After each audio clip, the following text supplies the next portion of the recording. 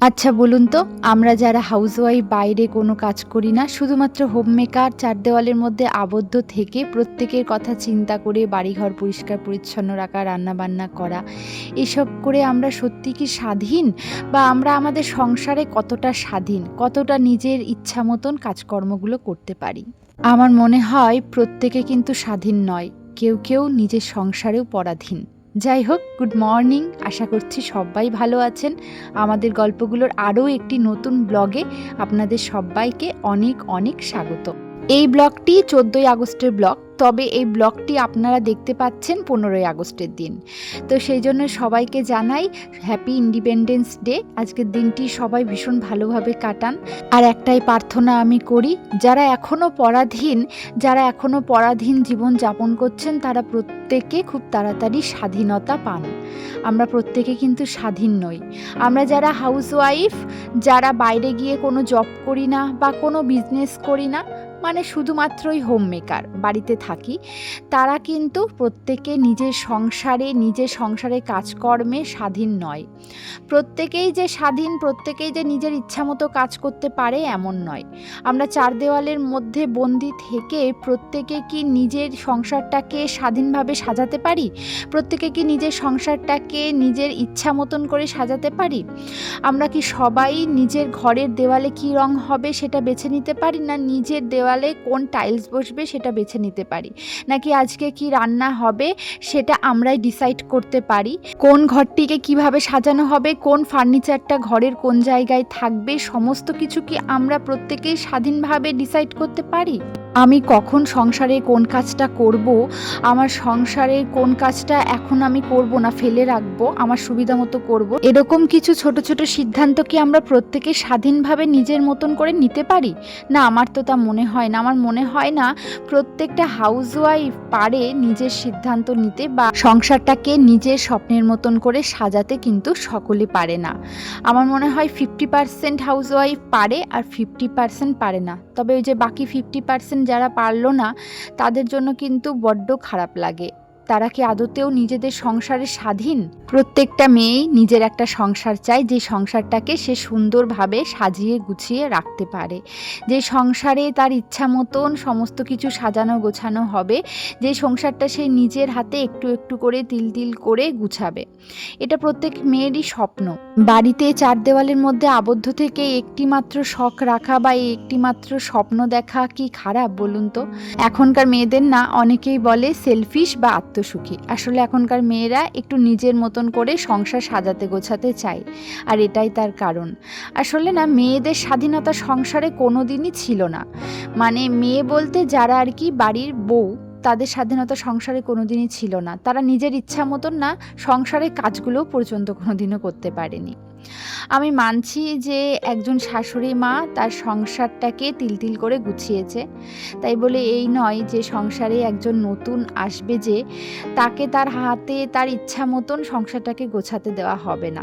যতদিন না পর্যন্ত সে এই পৃথিবী ছেড়ে চলে যায়, ততদিন পর্যন্ত সংসারের সমস্ত দায়িত্ব তার। আর বৌমা যে নতুন এসেছে, সে শুধু সংসারে কাজকর্ম করবে, তবে তার কাজের হিসাব রাখা, তার কাজগুলো কিভাবে সে করবে সেটাও বলে দেওয়া কিন্তু শাশুড়ি মায়ের দায়িত্ব। এটাই হয়ে আসছে। শাশুড়ি মায়েরা না সবটা শেখাতে গিয়ে কখন যে তাকে তার স্বাধীন মতন কাজ করতে দিতে পারে না, সেটাই তারা ভুলে যায়। আর যখনই সে সংসারে স্বাধীনতা পায় না, তার কাজকর্মের প্রতি পুরো আগ্রহই কিন্তু মাটি হয়ে যায়, চলেই যায়। তার সংসারের কাজগুলো না করতে ভালো লাগে না, সংসারের প্রতি ভালোবাসা আসে না। কারণ সে সামান্য একটা জিনিস এদিক থেকে ওদিক রাখছে, সেটাতেও যখন আর একজনের পরামর্শ বা আদেশ অনুযায়ী রাখতে হয়, তখন কি আর আগ্রহ থাকে বলুন কোনো কাজে? শাশুড়ি মায়ের অবর্তমানে বাড়ির বউটি যতদিনে নিজের হাতে সংসারটি পায়, ততদিনে না তার সংসারের প্রতি আগ্রহ চলে যায়, আর সাথে সেই স্বপ্নটাও যেন জলাঞ্জলি হয়ে যায়। কেউ কেউ সংসার নিজের হাতে গোছানোর সুযোগ পায় আর কেউ কেউ পায় না, কিন্তু ভালোবাসে প্রত্যেকটা মেয়েই আমার মনে হয়। এই প্রসঙ্গে আপনাদের সাথে একটি ঘটনা শেয়ার করি, আমার পাড়ার একটি ঘটনা। পাড়ার কার বাড়িতে কি হচ্ছে এসব বিষয়ে না আমার একদমই আগ্রহ নেই, তবে কি বলুন তো, কিছু কিছু মহিলা আছে না, এই বাড়ির খবর ওই বাড়িতে দেয়, ওই বাড়ির খবর অন্য বাড়িতে দেয়। তো সেই মহিলা আমাদের বাড়িতে সকালবেলা এসেছিল, আমার শাশুড়ি মায়ের সাথে গল্প করছিল। তো আমি তখন আমার যে সিঁড়িটি, সে সিঁড়িটি ঝাড় দিচ্ছিলাম। তো ঝাড় দিতে দিতে কিছু কথা আমি শুনতে পেলাম। আমাদের পাড়ার একটি বাড়িতে বাড়ির বউটির বিয়ে হয়েছে এই ধরুন বেশ কয়েক বছর। তার দুটো ছেলে মেয়ে রয়েছে, একটি ছেলে একটি মেয়ে রয়েছে। ছেলে মেয়েগুলো কিন্তু বেশ বড়ও হয়ে গেল। তবে সেই বউটিকে নাকি বিয়ের পর থেকে একবারও বাপের বাড়িতে যেতে দেওয়া হয়নি। এই অদ্ভুত কথাটা শুনে আমার সত্যিই ভীষণ খারাপ লাগলো। এই সমস্ত কথা শুনলে না আমার ভীষণ রাগও হয়ে যায় জানেন। আসলে এগুলো তো অন্যায় এক প্রকারের। তাই আজ নাকি বউটি বাপের বাড়িতে যাবে, তার সাথে তার স্বামী, তার শাশুড়ি, বাড়ি প্রত্যেকে যাবে এবং সেখান থেকে আজই সকলে ফিরে আসবে, মানে বাড়ির বউটিও চলে আসবে। এতগুলো বছর পর সে তার বাড়িতে যাচ্ছে, তার বাপের বাড়ি যাচ্ছে, তার বাবা মায়ের সাথে দেখা করতে যাচ্ছে, তার কাছের মানুষগুলোর সাথে দেখা করতে যাচ্ছে, তার সেই ছোটবেলা থেকে বড় হওয়া প্রিয় গ্রামটিকে দেখতে যাচ্ছে অনেক বছর পর। অথচ একবেলা মাত্র, একবেলা তার কাছে কিছুই তো মনে হবে না, সে একবেলা সেখানে থেকে কিছুই উপলব্ধি করতে পারবে না। তো অদ্ভুত লাগছে এই কথাটা শুনে আমার, জানেন সকাল থেকে তার জন্য না মনটা ভীষণ খারাপ হয়ে আছে। তাহলে ভাবুন, সেই 50% মহিলার মধ্যে ইনিও একজন।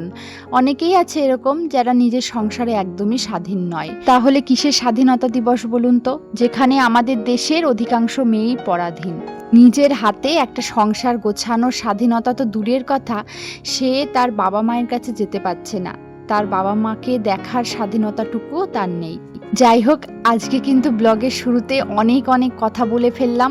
যারা আমার সাথে একমত অবশ্যই কমেন্ট করে জানাবেন, বা যারা ভিন্ন মত, যাদের মনে অন্যরকম কথা, তারাও কিন্তু অবশ্যই কমেন্ট করে জানাবেন। আজকে সকালবেলা বাসি কাজগুলো অফ ক্যামেরাতে সেরে নিয়ে তারপরে জামা কাপড়গুলো সকালবেলা মেলে দিয়ে আসলাম নিচে গিয়ে। তারপরে আমার বর কিছু মুদিখানা টুকিটাকি জিনিস এনেছিল, সেগুলো গুছিয়ে রাখলাম। ডিমগুলোর গায়ে প্রচুর ময়লা থাকে বলে আমি না এইভাবে ধুয়ে তারপরে ফ্রিজে রেখে দিই, তাতে করে যখন আমি ডিমগুলো সেদ্ধ বসাবো বা যাই করি না কেন, মানে নোংরাটা থাকে না বা সুবিধা হয়, পরিষ্কার থাকলে না ভালো লাগে। সেই জন্য একবারে আমি ভালো করে পরিষ্কার করে ডিমগুলো রেখে দিলাম। তারপরে আমি চলে এসেছি বিছানা গোছাতে। আমার তো ভাতটা আগেই বসানো হয়ে গেছে, ভাত করা হয়ে গেছে, ওদিকে ডিম সেদ্ধও করে নিয়েছি। এবার বিছানা গোছাতে এসেছি, বিছানা গুছিয়ে আমি ঘরটাও একটু গুছিয়ে নিলাম, আর আলনাটাও সাথে গুছিয়ে নিলাম। আর আমার বর তো যখনই বাইরে থেকে আসে তখনই জামা কাপড়গুলো ওইভাবে আলনার ওপরে ছড়িয়ে রেখে দেয়। তো আমি যখনই দেখি তখনই সুযোগ পেলেই ওগুলোকে সুন্দর মতন গুছিয়ে রেখে দিই। যেগুলো ধোয়ার সেগুলো আলাদাভাবে বাইরে এনে রেখে দিই, পরের দিন আবার সকালবেলা কেচে দেবো যখন মিছরির জামা কাপড়গুলো কাচবো। আমি কিন্তু সারাদিনে একবারই জামা কাপড় কাচি, একবারে সকালবেলা আমাদের তিনজনেরই যত জামা কাপড় থাকে কেচে দিই। তো সেটাই করব। আর যেই জামা কাপড়গুলো কাচার নয় সেগুলো ওইভাবে হ্যাঙ্গারে ঝুলিয়ে রেখে দিয়েছি। তো এবার আমি রান্নাঘরে চলে এসেছি। আর আজকে না ভাবছি, মাছ নেওয়া হয়েছে তো মাছের মাথা দিয়ে একটু পুঁই শাক রান্না করব। আজকে রুই মাছ নিয়েছে, খুব বেশি বড় মাছ না, ছোট ওই মাছটা। তো এই মাথা দুটো রয়েছে, তাই ভাবলাম মাথা দুটো এমনিতে ঝোলে না দিয়ে একটু পুঁই শাকের ঘন্ট করি। খুব ভালো লাগে আমার মাছের মাথা দিয়ে পুঁই শাক। আসলে কি বলুন তো, নিচে তো শাশুড়ি মা নিরামিষ পুঁই শাক রান্না করছেন, ওই জন্যই ভাবলাম যখন পুঁই শাক আছে তখন একটু এভাবে রান্না করি। আর আজকে না লাউ রান্নাও হচ্ছে। তো শাশুড়ি মা জিজ্ঞাসা করছিলেন কোনটা করব, মাছের মাথা দিয়ে লাউ নাকি পুঁই শাক। তো আমি ভাবলাম থাক পুঁই শাকটাই করি। এখন আমার পুঁই শাকটাই বেশি খেতে ইচ্ছা করছে, পুঁই শাকটা বেশ অনেক দিন হয়ে গেল খাইনি। আর জানেন তো, আপনাদের সাথে অনেক দিন আগে একটা ব্লগে দেখিয়েছিলাম যে আমার শাশুড়ি মা ঝিঙে গাছ লাগিয়েছেন। তখন ঝিঙে সবে ফুল এসেছিল, তবে এখন না বেশ অনেকগুলো ঝিঙে ধরেছে গাছে। তবে ঝিঙেগুলো যে কখন আমার শাশুড়ি মা পেরে নেয় আমি না তখন ভিডিও করতে পারি না, আমি জানতে পারি না। তবে আরও কিছু ঝিঙে গাছে বলছে রয়েছে, সেই ঝিঙেগুলো যখন পারবো না সেদিনকে আপনাদের সাথে শেয়ার করব ভিডিও করে। তো যাই হোক, এই যে এদিকে মিষ্টি কুমড়ো, আলু, বেগুন, তারপরে একটু গাছের ঝিঙে, পটল, এগুলো দিয়েই পুঁই শাকের ঘ্যাটটা রান্না করছি। তো সকালবেলা খাওয়া দাওয়ার আগে আমি এই পুঁই শাকটা রান্না করে নেব, তারপরে আমি আমি মাছটা রান্না করব, মানে খাওয়া দাওয়ার পরে। আর আপনাদেরকে তো বলেছি এখন না মিষ্টিকে খাওয়াতে খাওয়াতেই আমি রান্নাবান্না করছি, যে কারণে আমি দেখেছি অনেকটা টাইম সেভ হচ্ছে। তো ওকে সকালের ভাতটা খাওয়াতে খাওয়াতে আমি মাছের ঝোলটা করে নেব, এটা ভেবেই রেখেছি। আমার এই সংসারটা আমার নিজের হাতে সাজানো, আপনাদেরকে প্রত্যেকটা ব্লগেই হয়তো আমি বলে থাকি। তবে আমারও এই নিজের হাতে সাজানো সংসারটা, এই স্বপ্নটা পূরণ করতে কিন্তু অনেক কিছু করতে হয়েছে, অনেকটা লড়তে হয়েছে এবং অনেক স্যাক্রিফাইস করতে হয়েছে। তারপরে গিয়ে আমি এই স্বপ্নটা পূরণ করতে পেরেছি। তবে কি জানেন, আমরা প্রত্যেকটা মেয়েই চাই এরকম একটা স্বাধীন সংসার, যেখানে আমরা আমাদের ইচ্ছা মতন সমস্ত সংসারে কাজগুলো করতে পারি। আর এরকম একটা সংসারে না সত্যি শান্তিই আলাদা, যেখানে আমি আমার মতন করে চলতে পারি।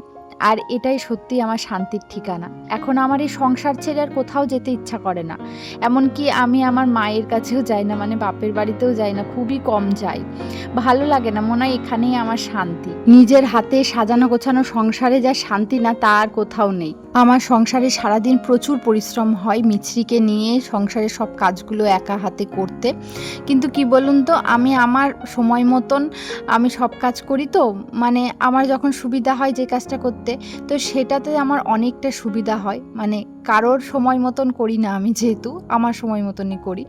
আর একটা বাচ্চা ছোট থাকলে না, সেই বাচ্চাটাকে নিয়ে না অন্যের সময় মতন কাজ করা সম্ভব না। সব সময় মানে নিজের যখন সময় হবে বা বাচ্চাটাকে সমস্ত যত্ন নেওয়ার পরে যখন সময় হবে তখনই কিন্তু কাজ করতে পারবো। এই জন্যই আর কি আমি আমার সংসারে সত্যি ভীষণ স্বাধীন, আমি নিজের মতন চলতে পারি। আর তার সাথে আমার সংসারে সত্যি অনেক শান্তি আছে।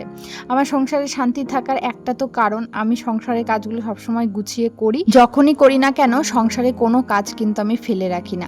যেমন ধরুন, যতই বেলা হয়ে যাক না কেন, বা মিছরি যেদিন কোনো দিন খুব জ্বালাতন করে, ওকে যত বেলাই হয়ে যাক না কেন আমি ঘুম পাড়িয়ে তারপরে হলেও কিন্তু আমি আমার রান্নার পরে রান্নাঘরটাকে সুন্দরভাবে ক্লিন করি।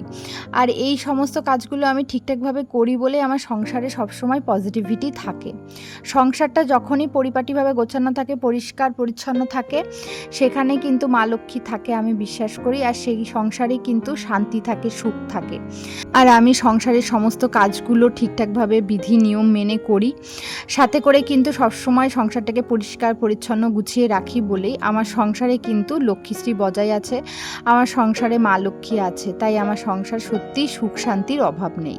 কিছু কিছু জিনিস আমি সত্যি মনে প্রাণে বিশ্বাস করি। নেগেটিভ শক্তি কিন্তু সংসারে যদি থেকে থাকে, তাহলে কিন্তু সংসারে সত্যি উন্নতি হয় না এবং সংসারে সুখ শান্তি বজায় থাকে না। সেই জন্য চারপাশের নেগেটিভিটি যাতে দূর করা যায়, সেই কারণে আমি সবসময় কিন্তু ওই কর্পূর দিয়ে যে ধুনোটা সন্ধ্যাবেলা দেয়, ওটা মাঝে মধ্যে দিয়ে থাকি। আর সংসারে যখনই কিন্তু পজিটিভিটি থাকে, তখন কিন্তু দেখবেন আপনারা ভালো থাকবেন, আপনার সংসারে উন্নতি আসবে, আপনার মন ভালো থাকবে, সব দিক থেকেই উন্নতি হয়, মনের মধ্যে কোনো ডিপ্রেশন থাকে না। আর যখনই না সংসারের অলসতা চলে আসে, আর আমি মনে করি অলসতাই কিন্তু আসল নেগেটিভিটি। আমাদের প্রত্যেকেরই একটা নির্দিষ্ট রুটিন মেনে চলা দরকার, নির্দিষ্ট সাংসারিক নিয়মগুলো মেনে চলা দরকার। যদি সবসময় আমরা অলসতা করি, এই একটু শুয়ে বসে দিন কাটাই, এই পরে করব কাজগুলো, থাক ভালো লাগছে না, ঘরবাড়ি নোংরা হয়ে রয়েছে, এরকম করলে কিন্তু সংসারে নেগেটিভিটি বাসা বাঁধে। আর এটাই হচ্ছে আসল নেগেটিভিটি। নেগেটিভ শক্তি মানে কিন্তু কোনো ভূতপ্রেত আমি বোঝাচ্ছি না। নেগেটিভ শক্তি মানে হচ্ছে এই যে অলসতা, আর যেটার ফলাফল হচ্ছে ডিপ্রেশন, যেটার ফলাফল সংসারের অবনতি, সংসারে লক্ষ্মী চলে যাওয়া, এগুলোই হচ্ছে তার ফলাফল। সংসারে সবসময় অশান্তি লেগে থাকবে, রোগ ব্যাধি লেগে থাকবে। তাই একটা সুস্থ জীবন যাপন করার জন্য সংসারটাকে সবসময় গুছিয়ে পরিষ্কার পরিচ্ছন্ন করে রাখতে হবে। তো ওদিকে আমার মাছের ঝোল হয়ে গেছে, আর আমি এখন রান্নাঘরটাও ক্লিন করে নিয়েছি। ওদিকে কাউন্টার টপটা ক্লিন করা হয়েই গেছে আগে। আর আজকে এক্সট্রা কাজ হিসাবে আমি যেটা করছি সেটা হচ্ছে রান্নাঘরের এই দিকের দেওয়ালটা, এই দিকের কোণাটা একটু পরিষ্কার করছি, যেটা প্রত্যেক দিন করা হয়ে ওঠে না। তো এই দিকের দেওয়ালে তো আপনারা দেখতেই পান যে এইখানে স্ল্যাবটাতে একটা হচ্ছে ট্রে থাকে, আর ওই যে ডিশ রাখার জন্য একটা হচ্ছে ট্রে রেখেছি। তো ওইগুলো থাকে, তো সেই জন্য আর কি সবসময় পরিষ্কার করা হয়ে ওঠে না। তাছাড়াও না, আমি দেখলাম যে আমাদের যে জল খাওয়ার বোতলগুলো রয়েছে, ওগুলো একটু ময়লা হয়ে গেছে, তাই আজকে ওগুলো পরিষ্কার করে নিচ্ছি। প্রত্যেক দিনই ওই একটু একটু করে এক্সট্রা কাজ করলে না বেশ সুন্দর পরিষ্কার পরিচ্ছন্ন থাকে আমাদের সংসারটা। তো আজকে এইটুকু করলাম। যেদিন যতটা সময় পাওয়া যায় সেদিন ততটা করলেই হয়ে যায়।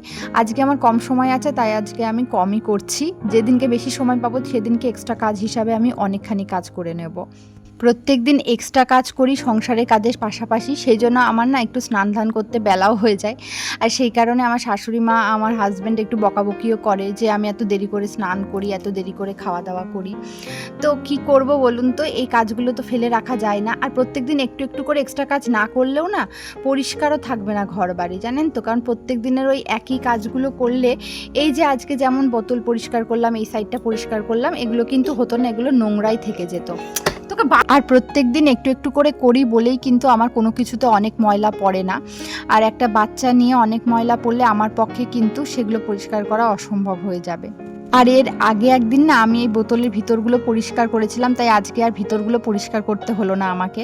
তো এইভাবেই আমি একটু একটু করে কাজ করি বলে খুব সুন্দরভাবে সংসারের কাজগুলো কিন্তু এগিয়ে যায়। আর এই ট্রেটা কিন্তু আমি মাঝে মধ্যেই পরিষ্কার করি, কিন্তু দুদিন পরপরই দেখি প্রচুর ধুলো ময়লা পড়ে গেছে।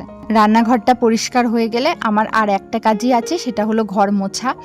আর ইদানিং না ভীষণ একটা অসুবিধার সম্মুখীন হয়ে পড়ছি, সেটা হচ্ছে ওই রান্নার পরে যে তেলতেলা ভাবটা মেঝেতে হয়ে যাচ্ছে। প্রত্যেক দিন তো সার্ফ দিয়ে মোছা সম্ভব না, কারণ আমার এমনিতেই স্নান করতে অনেকটা বেলা হয়ে যায়।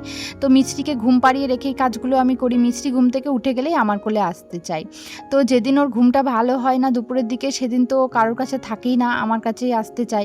তখন আমার সমস্ত কাজ ফেলে ওকে নিতে হয়। তো এই যে তেলতেলা হয়ে যায় মেঝেটা, প্রত্যেক দিন কিন্তু যদি সার্ফ দিয়ে মুছতে যাই তাহলে অনেক সময় লেগে যাবে। তো এই তেলতেলে মেঝের কিন্তু একটাই ব্যবস্থা, সেটা হলো চিমনি নিতে হবে। যেহেতু আমি যেখানটায় রান্না করি সেখানে কোনো জানালা নেই, তবে চিমনির ব্যবস্থা খুব তাড়াতাড়ি হয়তো করতে হবে। আমার হাজব্যান্ডকেও বলছিলাম যে করে হোক একটা চিমনির ব্যবস্থা করো, না হলে আর পারা যাচ্ছে না। আমি ভীষণই টায়ার্ড হয়ে পড়ছি এই প্রত্যেক দিন সার্ফ দিয়ে ঘর মুছতে মুছতে। যেদিনকে আমি না সার্ফ দিয়ে মুছতে পারি না মেঝেগুলো, সেদিনকে এত তেল চিটচিটা লাগে, মানে মোছার পরেও না একটা তেলতেলা চ্যাপচ্যাপা ভাব থেকে যায়। তো বাড়িতে কেউ আসলেই না আমার এত লজ্জা লাগে, হাঁটলেই তো এই চ্যাপচ্যাপা ভাবটা বোঝা যায়। তো যেদিন সার্ফ দিয়ে মুছতে পারি না সেদিন কেউ আসলেই আমার ভীষণ লজ্জা লাগে। প্রত্যেকটা দিন তো সার্ফ দিয়ে মোছা সম্ভব হয়েও ওঠে না। তো দেখুন আমার রান্নাঘরটা সুন্দরভাবে এদিকে পরিষ্কার করেও নিয়েছি, আর এদিকটা কিন্তু পুরো ক্লিন করে নিয়েছি যা যা ওদিকে থাকে। তো এখন আমি স্নান করতে যাওয়ার আগে তো ঘর মুছবো, তার আগে আমি বেশ কিছু জামা কাপড় শুকিয়ে গেছে সেগুলো গুছিয়ে নিচ্ছি। কারণ স্নান করতে যাওয়ার আগে না আমি পুরো ঘরের যত কাজ আছে পুরো ঘরটাকে সুন্দরভাবে গুছিয়ে রেখে তবেই যাই। মানে স্নান করে আসার পরে আমি খেয়ে দিয়ে একদম রেস্ট নেব, মানে রেস্ট বলতে ওই যে ভিডিও এডিটিং নিয়ে বসবো। তো তখন না আমার আর কোনো কাজ করা হয়ে উঠবে না, তাই স্নান করার আগেই আমি সবটা গুছিয়ে রেখে যাই। আর স্নান করার পরে ঘরে আসলে যে একটা ফ্রেশ ঘর পাওয়া যায়, এটা দেখলে মনে একটা আলাদা শান্তি লাগে। আর স্নান করে আসার পরে না আমার কোনো কাজ করতে ভালোও লাগে না সবসময়।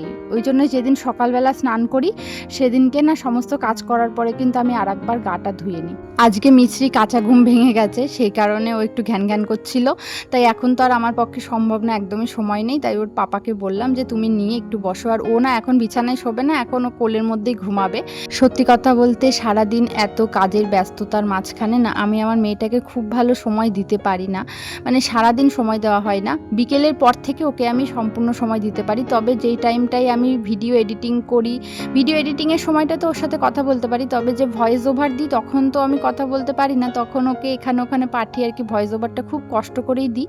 তো ভয়েস ওভারটা দেওয়া আমার পক্ষে ভীষণ কঠিন হয়ে যায়, বুঝতেই পারছেন এত ছোট একটা বাচ্চার। ও থাকলে তো ভয়েস ওভারে আপনারা কিছু শুনতেই পাবেন না, ও এতই আওয়াজ করবে। তো যে কারণে ভয়েস ওভারটা দেওয়াই আমার পক্ষে সব থেকে কঠিন। রাতের দিকেও আমি ভয়েস ওভার দিতে পারি না, কারণ রাতের দিকে ও আমাকে ছাড়া ঘুমাবেই না। মানে আমি ওর পাশ থেকে উঠে গেলেই ও চিৎকার করে কান্না শুরু করে দেয়, এতটাই বোঝে ও, মানে ছোট থেকেই এরকম। আর ভোরের দিকেও আমার দেওয়া হয় না, কারণ আমার শ্বশুর শাশুড়ি মা অনেক তাড়াতাড়ি ঘুম থেকে উঠে পড়ে ভোরবেলা। তো ওনারা নিচে আওয়াজ করলেও খুব একটা ভালো মানে ভয়েস ওভার দেওয়া হয় না। তার সাথে ভোরের দিকেও না প্রচুর আওয়াজ হয়। আর এই সন্ধ্যার টাইমটা আমি ভয়েস ওভার দিই, তার কারণ সন্ধ্যার টাইম ভয়েস ওভার দিলে মানে 4-5টা দরজা জানলা বন্ধ করলে বেশ ভালোই হয়। আর ভোরের দিকে ওই যে আমার মেয়ে ঘুমায়, তো মেয়ের পাশ থেকে উঠলেই তো টের পেয়ে যায়। তো সকালের দিকটা খুব কষ্ট করে ওর পাশ থেকে উঠতে হয়। তো স্নান টান করে এসে এরকম একটা পরিষ্কার পরিচ্ছন্ন গোছানো ঘর দেখতে কী যে ভালো লাগে। আর বাইরে এখন বৃষ্টি নেমেছে, আর বৃষ্টির কারণে এই দেখুন এখানে একটা পাখি এসে বসেছে। এটা ভেবেই আমার ভালো লাগছে, আমার শান্তির ঠিকানায় পাখিটা আশ্রয় নিয়েছে। তো দেখা হচ্ছে আবার পরের ব্লগে। আশা করছি আজকের ব্লগটি আপনাদের ভীষণ ভালো লেগেছে। ভালো লেগে থাকলে অবশ্যই কিন্তু কমেন্ট করে জানাবেন, চ্যানেলটি সাবস্ক্রাইব করে পাশে থাকবেন। সকলে ভালো থাকুন, সুস্থ থাকুন।